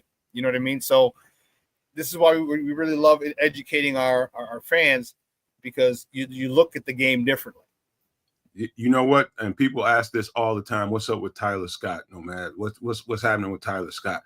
I think what we just got through describing might be part of the issue. I can't see, I think Tyler Scott, I think they wanted him because of that straight line speed that he has. He can take the cap off of a defense, but in order to be a really to be productive in any NFL offense as a slot receiver, you need to be a little bit more developed than Tyler Scott is. If you notice, they went crazy in this offseason with bringing in. They knew that the slot position was a position of need. They went crazy. They got Olamide Zaccheaus, they got Devin Duvernay, and now they got this guy. And right away, they got Luther Burden in the 2nd round, another slot receiver. And then they top on top of that in the UDFA market and get J.P. Richardson. So they was concerned. And to be honest with you, they have every right to be until Tyler Scott develops in that short area and becomes a potent weapon in that short area. Man, he might get moved off the team because of he just lacks the development that he needs to be a really productive slot receiver. Yeah, I was worried. I'm concerned about him as well. I mean, he should be concerned. He should hope that Luther Burden, holds out so he can get some time in training camp. Yeah, because I think it's an uphill battle for him because of what you said, the signed free agents this offseason and Luther Burden, because he doesn't have that. He's got that straightaway speed, but he doesn't have that lateral movement, that shake ability that Luther Burden has. Luther Burden has the shake ability, and he's got speed. I don't think he's got Tyler Scott's speed, but I still think he's got some really, really good speed. And that, along with your shake ability, is going to be a heck of a combo. Hell, he led in I told you that mentioned last night. He had led the NCAA in yak last year. Yeah, all right, did. so you get a guy who knows how to run after the catch, man, that is priceless. And Tyler Scott's gonna have a tough battle ahead of him. Gonna have a tough battle ahead of him. You know what, Shawn? When I was looking at Luther Burden, I had been looking at him pretty much all off season. I mean, before we got him, I've been looking at him, and I'm saying to myself in my head, I'm like, what is he like? He keeps catching the ball, and he's doing a lot of jitterbugging before he gets upfield. One of the things I know that I saw Steve Smith, he breaks down receivers probably better than I've seen most ex-NFL receivers do it. He does a really good job, and he wasn't as nice to Luther Burden as I'm about to be. But yeah, he's got to get that ball, make one move, and get upfield, man. All that jitterbugging and shaking in college, you can do a little bit of that. The defenses are much more fast in the NFL. He's got to get that thing, make one move, put his foot in the ground, and get on upfield to stop all that jitterbugging. I just don't want to see him doing that. Next thing you know, he's getting ankle tackled or getting hit from the side and all that. It's going to happen to him fast. So he's got to learn that real quick. Oh, he's going to learn it because once a guy like Aaron Donald or Ray Lewis or one of those guys comes flying in from the inside in pursuit and you're jitterbugging, you're this, and all of a sudden you say, okay, now I'm going to go inside. Wham! Ear hole. I need to reintroduce myself. Ear hole like an MFer, boy. Yeah. And we've all of us who have played sports, ear holes, offensively or defensively, we've been ear holes, and that is man. Can you remember the feeling from the last time I remember my head was dinging so bad. I got we call it in high school. I remember that's the last time it happened to me. A zero route when I'm the Z receiver. I take a step forward, and then step back into the backfield for a screen pass. Basically, is all it was. Blocking is set up. They're coming down the field trying to seal off the left side so I can get up the field. Man, I took one cut. I just took one false move instead of doing exactly what I'm telling Luther Burden not to do. That's what I did. I jitterbugged a little bit too much and tried to cut it on the inside to try to break the defense. Man, I got plugged so hard in my head, man. My stuff was dinging. Man, I don't even remember that whole second half, man. I got smoked. I remember we were playing, we were up at Hanson, and I don't remember the name of the team. And I actually ran into the guy about 3 years later. It was funny at one of my bars on the south side at Guides. It was a goal line play. And usually we were good, just a straight lead. We had a good fullback, we had a good offensive line. And I was getting the ball, and the D tackle threw my offensive lineman. He took a jab step out, kind of Reggie White clubbed him. All right. And I didn't see him because initially he went out. So I'm like, oh, I got a nice clear path we were like on the 5-yard line inside the 5. This dude was about maybe 5'10", 5'11", maybe 300 pounds. You know the big trunk legs you talk about that we want Braxton Jones to have? Yeah. Yeah. He had that. He had a big ass. He exploded. No, did he? Man, he came and he ear-holed me. Boom. My head was ringing. Dude, I got up. I walked into their huddle. I walked into the end zone where they were huddling.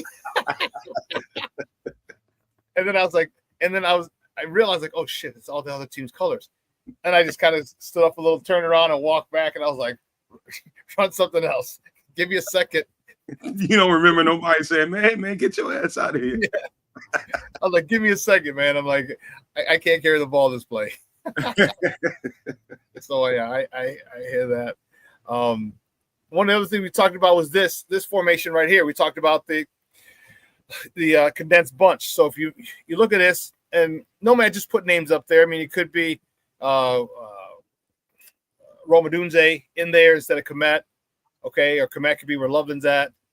All right, Burden could be switched. He just put names up there. But this formation is a really, really, really nice one. I like it. I like it a lot because there's so many different things you can do. All right, if you look at Loveland's on the line. In this case, Burden and Komet are behind them in the backfield. One of the things you can do is you can put that safety who's up on by the 20, you put him in conflict big time. All right, you could have Loveland push run at the safety, kind of with an inside stem. By inside stem, I mean go at his inside shoulder. Now, Burden can trail him. Burden can trail him and also take it inside and actually get inside of Burden. I mean, of Loveland. So now it looks like Loveland's going up the seam and Burden's going up the middle between the hash marks. And then Burden runs that corner route looking like he's going inside the hash. That's going to, as they split, that safety is stuck. And then if you look, there's a DB number 28, is it? He's right around the 10-yard line. Yeah. What you do with him is you occupy him with Komet. Komet comes out, runs a 10-yard out or a speed out. Okay, you run right at that guy, so he's occupied. And now you put the safety who's up by the 20 or the 21, 22-yard line. You put him in conflict because now you have Loveland who's going straight, who ends up going inside, and you have Burden who trails him, who's going outside toward the corner. That's one way.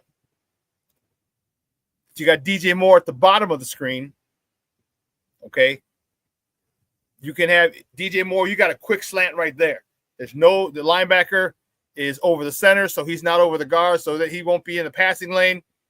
You got to make a tackle because then he's got hit. DJ Moore's only got the safety to beat after that. And then you mentioned DeAndre Swift. Look at him in the backfield. Okay, look at him in the backfield. You swing him. If they're in man coverage, who has him? Exactly.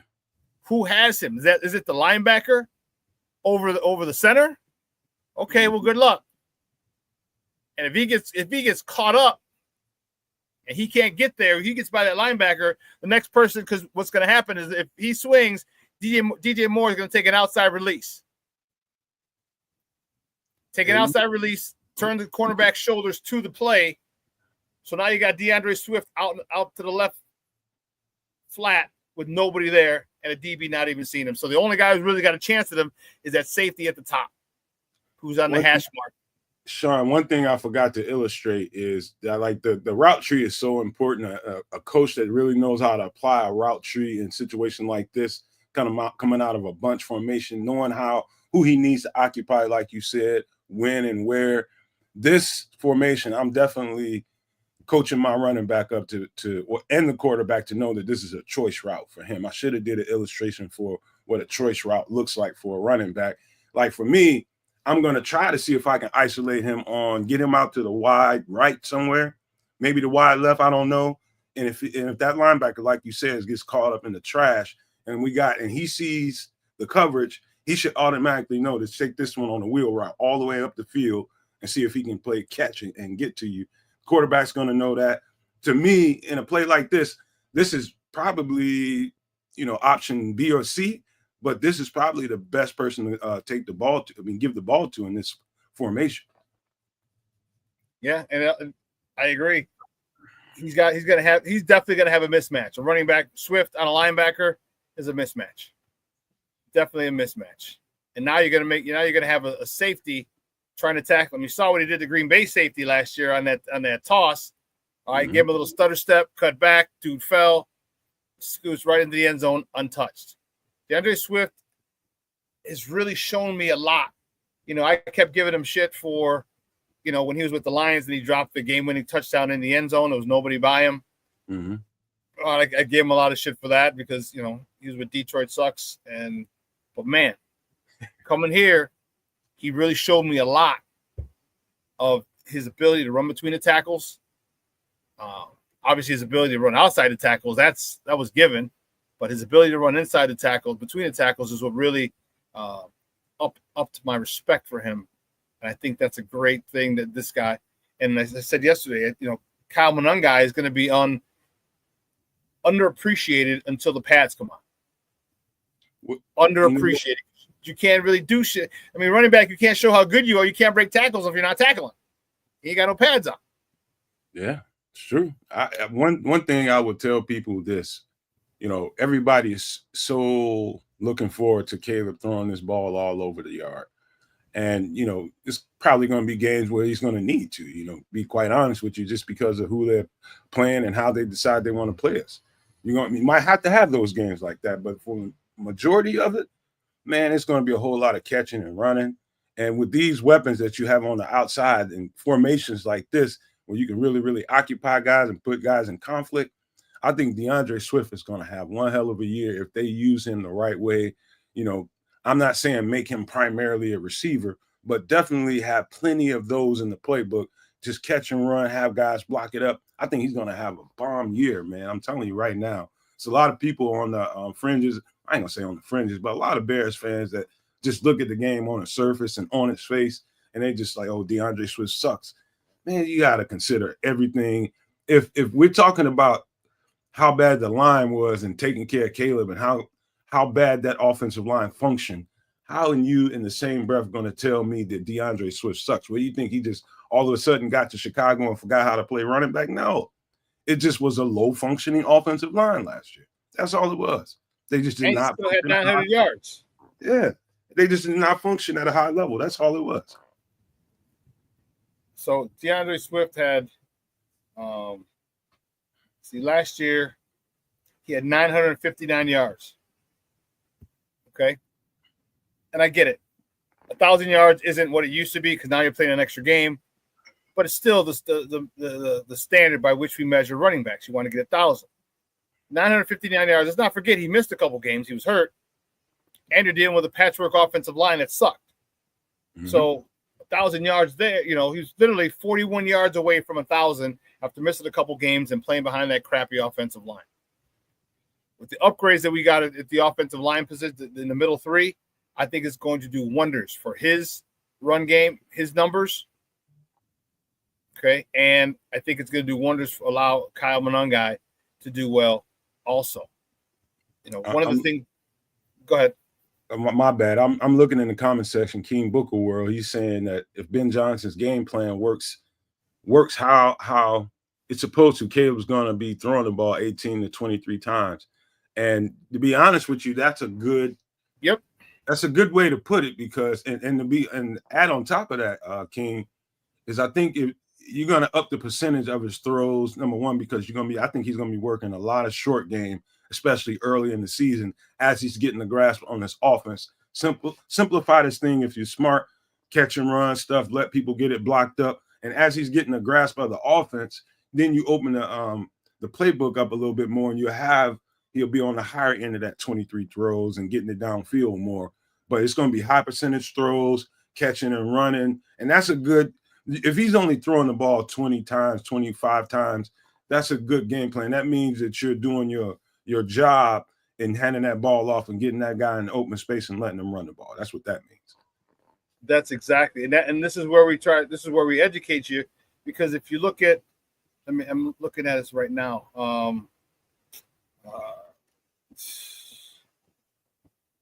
If you look at Jalen Hurts' stats, and one thing that I've always said, you want numbers or do you want wins? Yep. All right. Do you want numbers or do you want titles? Okay. So Jalen, everyone talks about Caleb at 30. Actually, I should still have it here. Did I delete it? Hold on. Yeah, I think I deleted it. Shish. So he had 3,000. He had over 3,000 yards, 3,500 yards last year, 20 touchdowns. Okay. Two picks. Obviously, everybody's going to remember the 2 picks. All right.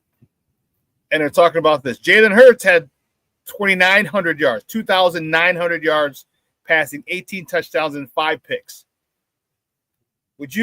Here's what I asked fans, and I've asked my people here. Would you want a career like this for Caleb? And the Bears continue to get deep. NFC title game is our basement, is our floor. I would say hell yeah. If we're in an NFC championship game on a consistent basis and Caleb gets 3,000 yards, 3,200 yards, 3,400 yards every year, I'll take that. I will, because the bottom line is Super Bowls, isn't it? It's not about 4,000 yard passers. It's not about 30 passing touchdowns. It's about Super Bowls. And if you have a balanced offense and you have an offensive line, which we've upgraded, and you got running backs who can dominate and control the game, Caleb's not going to have to. There'll be points when he's going to need to, but the whole thing is not going to be revolved. Everybody thinks because we got Caleb, the number one offense, and he's an extremely talented young man, that you want to air the ball. You want the air raid offense back from college. No. Have him available to do that, but you build other people around him, because there's going to be times where he's going to make some amazing throws, and it's all going to be set up off of that run game with this year with Kyle Monungai, with DeAndre Swift and Kyle Monungai and little Roshan Johnson. I'll take anywhere 3,000 something yards, 3,500 yards, 3,600 yards every year if we get to if NFC title game is pretty much guaranteed at the end of our season. You know what, Shawn? Game plan and schematics are so nuanced. And I mean, you're talking about, if you want to put it in a very frank way of saying, every single football game, I'm talking about game 1 to game 17, they're like mini Super Bowls that you have to plan for. You got a different game plan for every last one of them. So say we're playing Minnesota in that first game, and we know this dude's going to be blitz crazy on us. How do you design this thing to, for the people that want to see Caleb throw for those 400, 450-yard games? Do you want to see Caleb Williams standing back there in the pocket with this blitz crazy dude on the other side of the ball trying to take your head off? No, you're going to play. You're gonna design this thing and script this thing in a way that not only protects the quarterback, but advantageous plays to get people the ball in short spaces and run and really take advantage of their aggressiveness, right? And so you, from week to week, you might have a defense that calls it like that, to a guy, a little bit more conservative. You might play Flus next week and, put him in shotgun and let him go to work. It doesn't matter how you get it. Just get it. You know what I mean? I'm not concerned about stats. I don't worry about them. I don't worry about them during the game, nor do I worry about it after the game. It's a nice, thing to know if Caleb threw for 400 yards in that game, but I'm not concerned. I'm just looking at the W or the L column. That's it. Let's see. So DC's like, look at Jared Goff's passing stats for the 21 and 22 season. 22 season is the first season Ben Johnson was the offensive coordinator. Look at the jump. I hear you, but if you look at but he led the most powerful, potent offense in the NFL. But what were they? They weren't we didn't think of them as passing. It was a run game it was David Montgomery and Jahmyr Gibbs that really helped him. Now, Saquon Barkley had 2,000 yards last year. I get it. Okay? If we can get 1,800 yards between our two running backs, DeAndre Swift, you get 1,000. You get 1,000 this year. Okay? 1,100, whatever. Kyle Monungai gets 500, 600, whatever. And Roshan Johnson gets another couple hundred. Maybe just some short yard. All that together, put that'll give us 2,000 yards. And again, DC, I get that everyone wants to see him throw the ball. I don't give a rat's ass if he throws for 4,000 yards. I give a rat's ass if we have a lot more wins than we did last year. And that's go ahead, Shawn. Michonne says it right here. Goes, agree. The losing mentality will go away. We're not going to worry about, and Rick says it too. He goes, if we get the wins, yes. And that's the most important thing if we win. And you're right. There's going to be games where Caleb's going to have to go off. There's going to be. All right. And he's not going to throw. He's going to throw for 28, 35 times a game. That's not going to be the norm, though. So don't get used to it. Don't expect it. Right. Everyone gets so caught up on, well, you don't have a 4,000-yard passer. Yeah, it's embarrassing, but that's not. If you're winning Super Bowls, it doesn't. If the NFC title game is our floor, we're a consistent participant in the NFC title game. Guess what? That is the gateway to the Super Bowl. That means we are there and we are in a good spot. Win or lose, we're in a good spot that we're up in the upper echelon of teams to get to the Super Bowl. And at that point, I don't care what the stats are. I will say this to every sports owner listening to the show, that this is the key. And this is simple, and it's been said many, many times, but I'm going to put some icing on this. Without a healthy, very healthy run game, Jared Goff would be pedestrian as a quarterback, trying to pick apart a defense and throwing the ball all over the yard. Those plays, those advantageous plays that they got downfield, whatever he was throwing was predicated off of a healthy run game. That's what we have to establish right away. We got to have a very healthy run game, and Caleb's got to master that play fake and take advantage of these.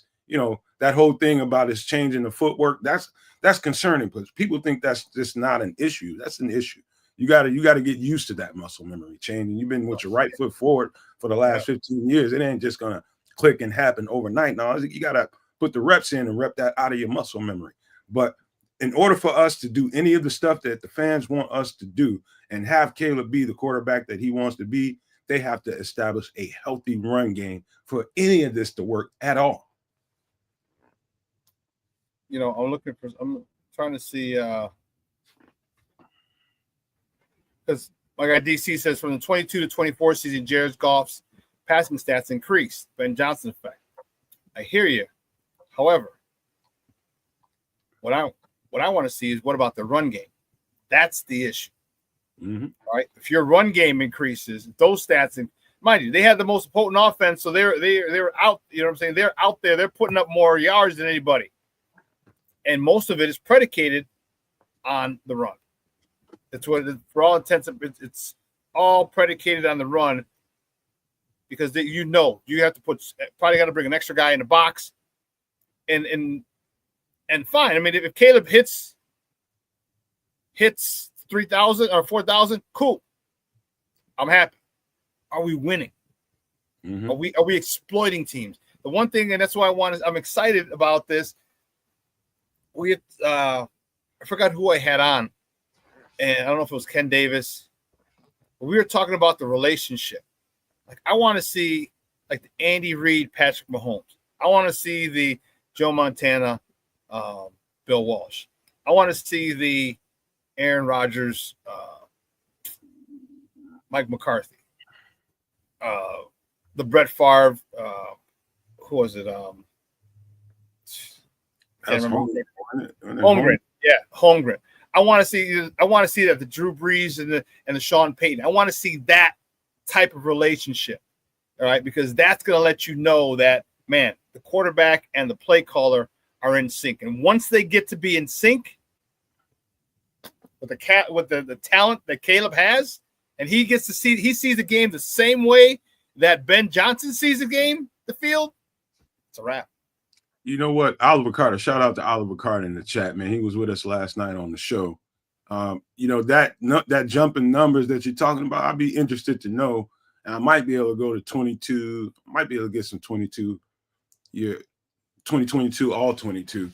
And find out, I bet you I'd be willing to bet any amount of money, a large chunk of that jump that he made, those numbers probably came from quick area, short area throws, catch and running.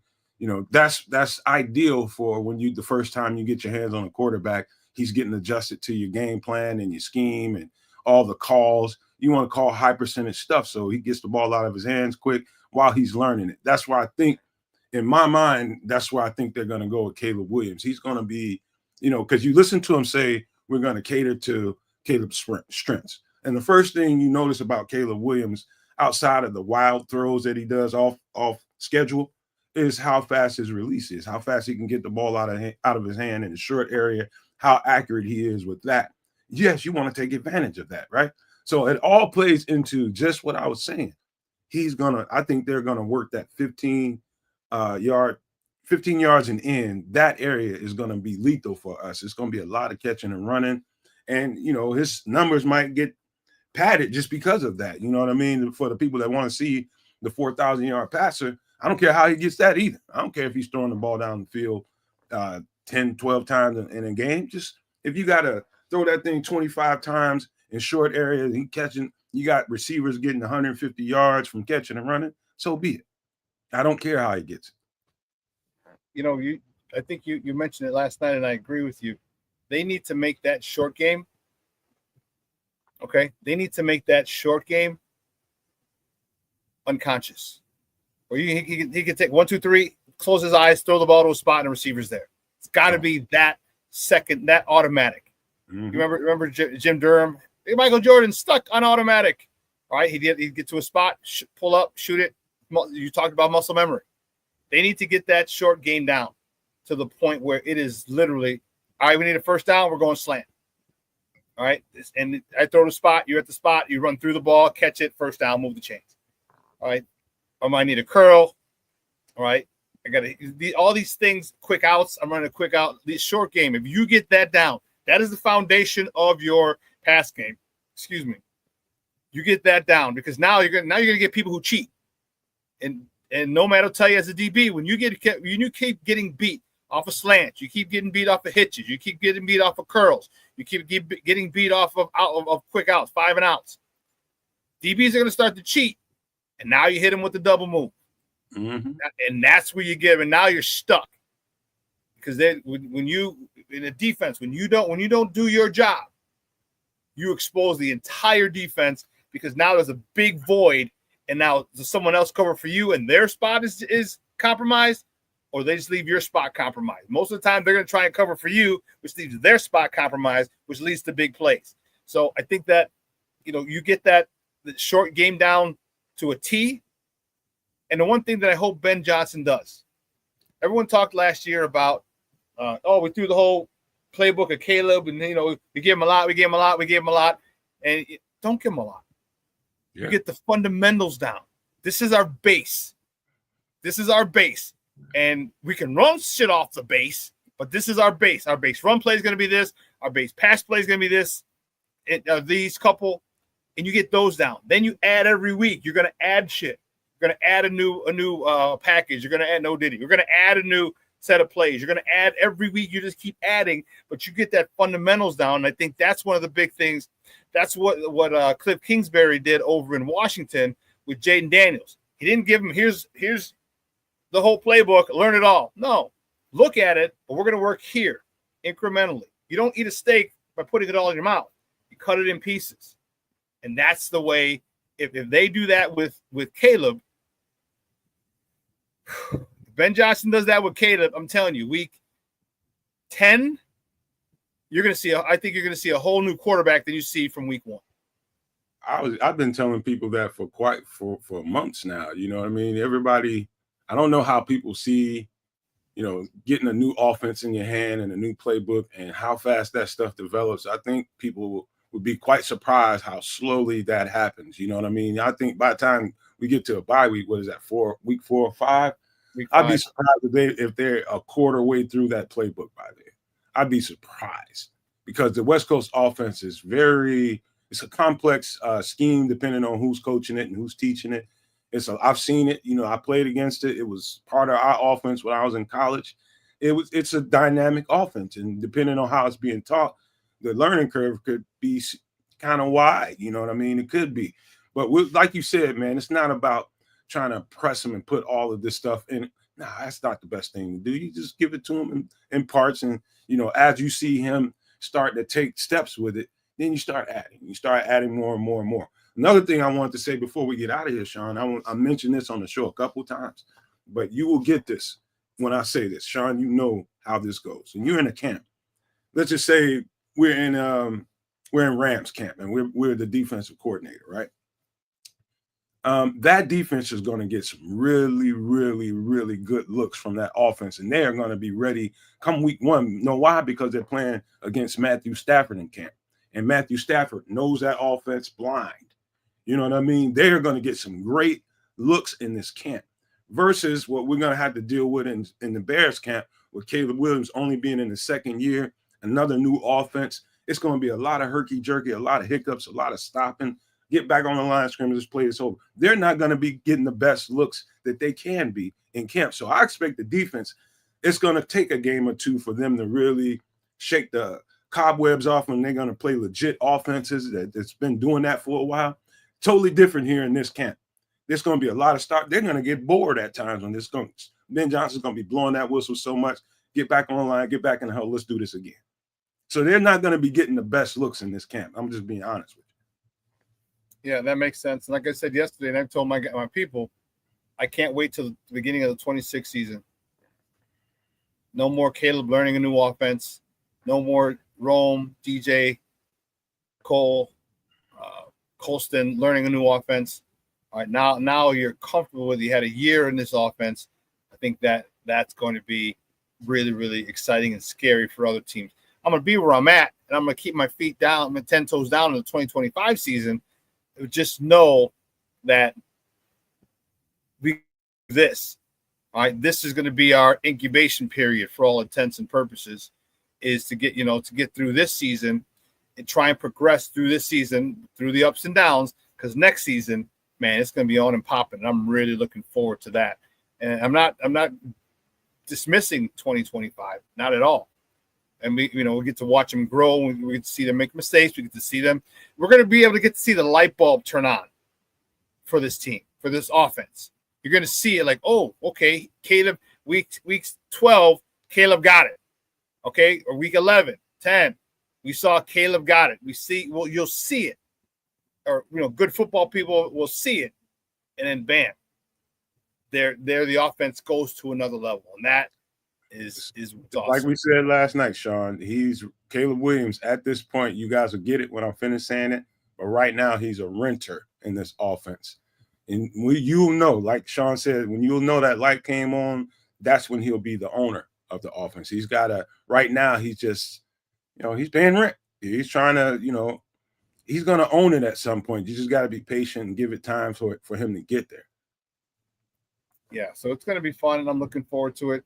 And then one last slide we'll get to, just trap, and here's how this is going to help. For those of you who didn't check it out last night, this is a outside zone to the left. Offense is left. Okay. Mm-hmm. Well, outside zone or trap, depending. It's just a run to the left.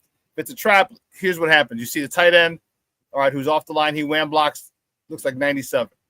All right, the guard over 97, he wham blocks the other defensive tackle. The right guard takes out the defensive end. Okay. Now, you see the center going up and getting the linebacker. Okay, the right tackle going out and getting the left tackle going out and getting the defensive end.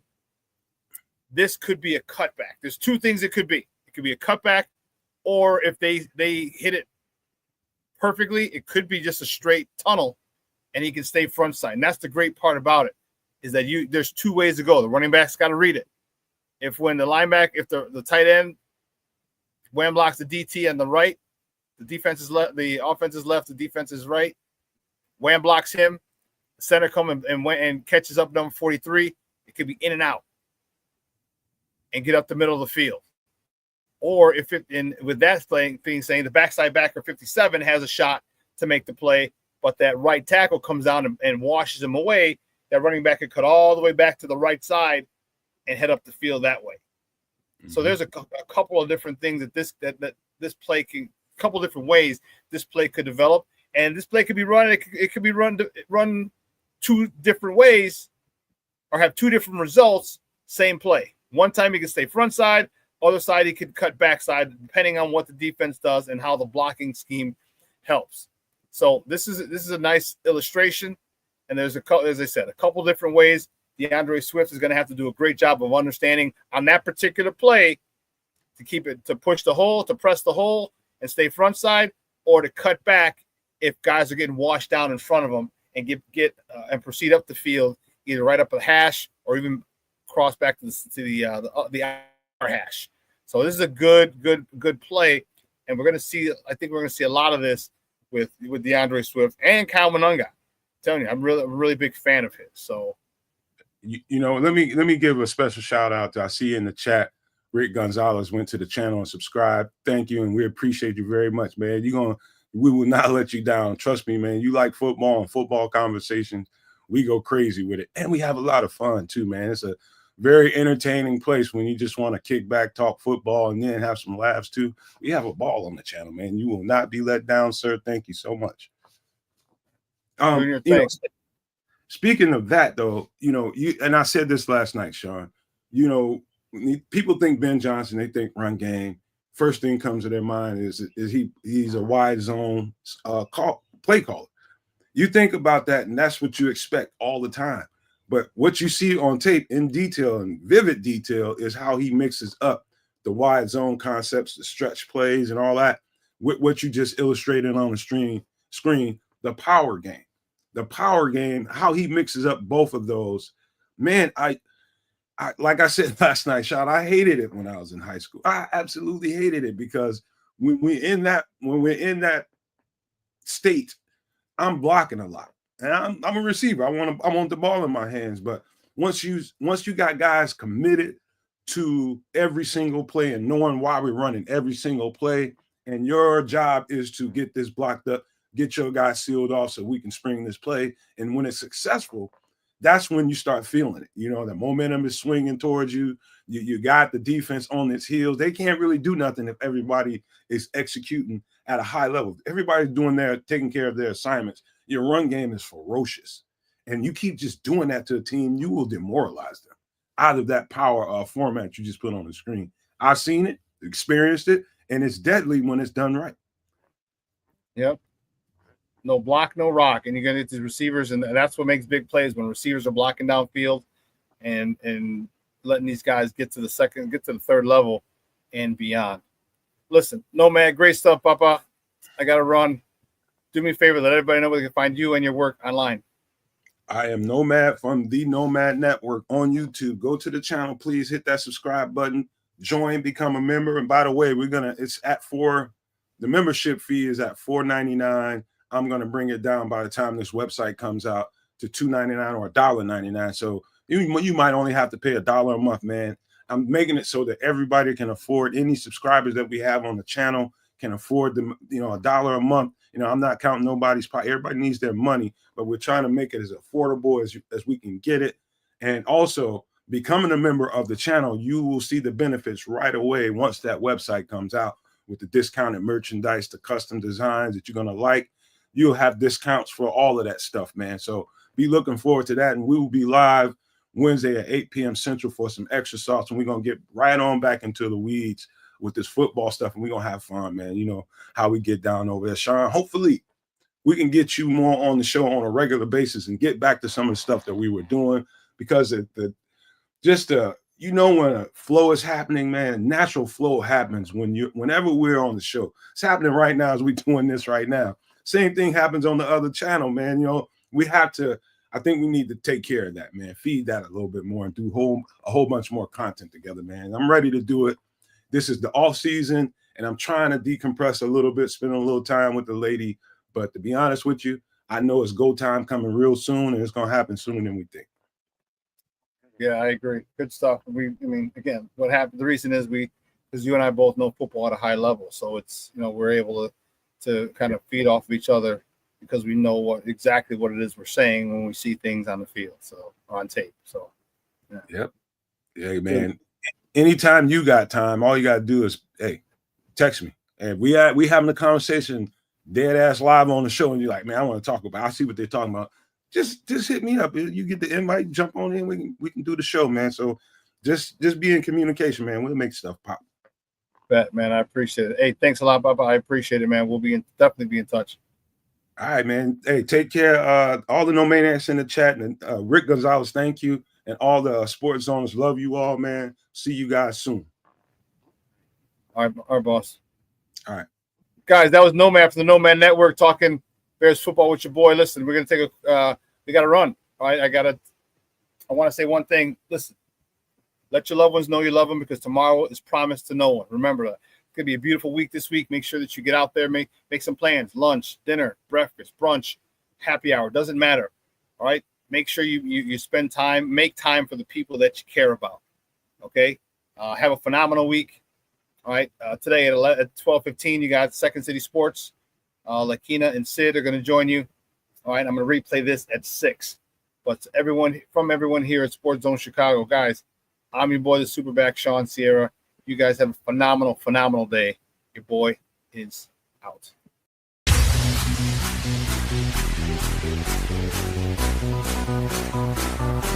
Come on, lace the bass, get ready for the top, and then after the drop.